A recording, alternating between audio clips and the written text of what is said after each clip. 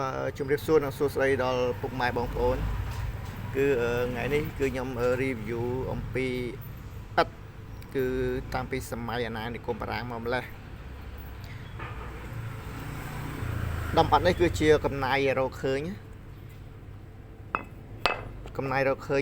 គឺជាឥដ្ឋដែលសាងសង់តាំងពីសម័យអាណានិគមបារាំង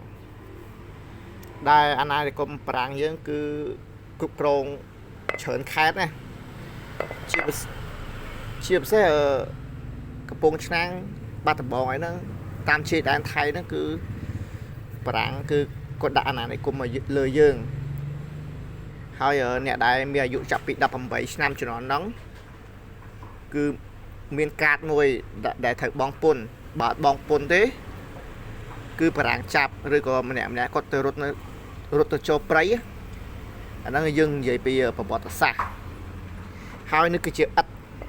ធ្ងន់មែនតើហើយតាន់មែនតើភាគច្រើនគឺខ្ញុំឆែកមើលតាមផ្ទះដែលសម័យអាណានិគមគឺអត់មានឥដ្ឋប្រហោងទេគឺមានតែឥដ្ឋតាន់ឥដ្ឋតាន់គេមួយធ្ងន់ហើយធំ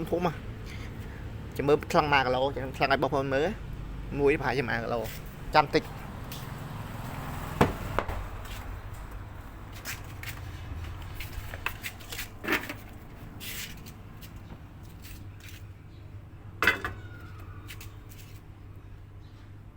2គីឡូបងប្អូនឥដ្ឋមួយ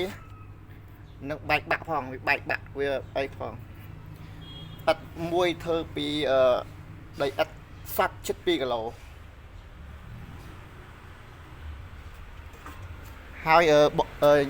នេះគឺជាឥដ្ឋពេលបច្ចុប្បន្នយើងឥ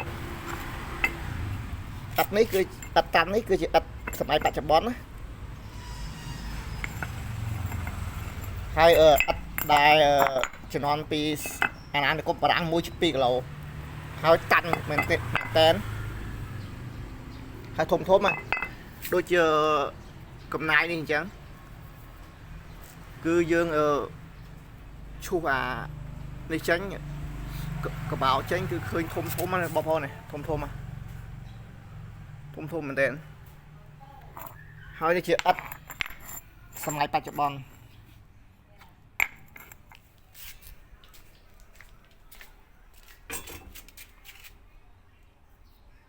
ដល់1គីឡូផងនេះឥដ្ឋសម័យបច្ចុប្បន្នមួយអត់បាន1គីឡូទេ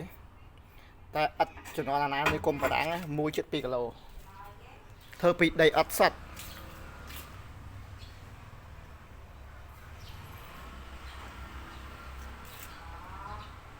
ហើយកន្លែងនេះគឺផ្ទះជំនាន់អាណានិគមបារាំងដែរនេះគឺតំបន់នេះគេអត់ឲ្យកំតិចឬក៏សាងសង់ថ្មីទេដើម្បីជាអភិរក្សគេអភិរក្សមួយជួរនោះគឺអភិរក្សហើយតែចាស់ហើយការ៉ូ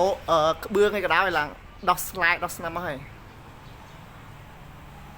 បាទគឺមានប៉ុណ្្នឹងដែរគឺខ្ញុំចង់ review ប្រាប់បងប្អូនឬក៏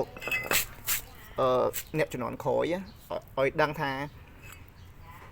ជំនាន់បារាំងគឺគេយកឥដ្ឋតាន់ឥដ្ឋល្អយ៉ាងចឹងមកសាងសង់ផ្ទះអាយុកាល100ឆ្នាំឯងអត់តន់អាលំទៅណាទេហើយឥដ្ឋជំនាន់បារាំងខុសពីឥដ្ឋយើងនេះទូចទេឥដ្ឋយើងគឺតូចអញ្ចឹងទេតែឥដ្ឋជំនាន់បារាំង1.2គីឡូឥដ្ឋយើងអត់ដល់1គីឡូផងណាហើយធ្ងន់មែនតើធ្វើពីដីឥដ្ឋសុទ្ធហាក់ដុតឡើងកំឡោចល្អមែនតើអ្នកទឹកដៃជំនាន់មុនគេតែជាធ្វើតែដៃ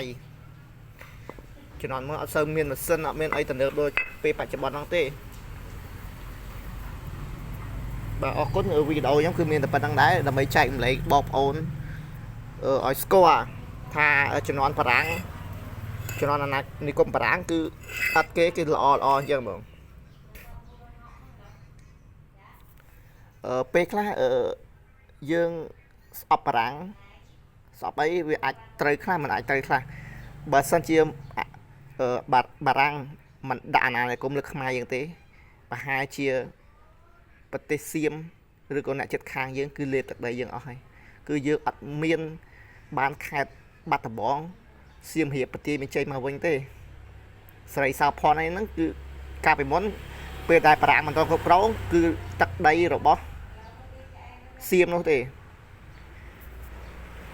ដោយសារតែប្រទេសយើងចោះទុនខ្សោយអញ្ចឹងតែប្រាំងមកដាក់អាណានិគមយើងហ្នឹងគឺបានជួយការពារយើងតែគ្រាន់តែគៀបសកត់យើងដោយសារការយកពន្ធហើយអ្វីដែលសោកស្ដាយបំផុតនោះគឺនៅខាងកម្ពុជាក្រោមគឺខាងទឹកដីកូសាំងស៊ីនបារាំងក៏ដាក់អាណានិគមដែរតែទឹកដីនៅខាងនោះគឺបារាំងបានបកគលឲ្យទៅវៀតណាមជាអ្នកគ្រប់គ្រងហើយតែបើខាងជាមួយនឹងសៀមវិញគឺបារាំងគឺជួយយើងបានដីមកវិញខ្លះដែរតែរឿងខាងកូសាំងស៊ីនខាងអីហ្នឹងគឺបារាំងគឺមិនអាចជួយយើងបានទេណាមួយមនោគមរបស់វៀតណាមគឺខ្លាំងមនោគមរបស់វៀតណាមគឺខ្លាំងមែនទែនគឺมันអាចបានទឹកដីមកវិញទេ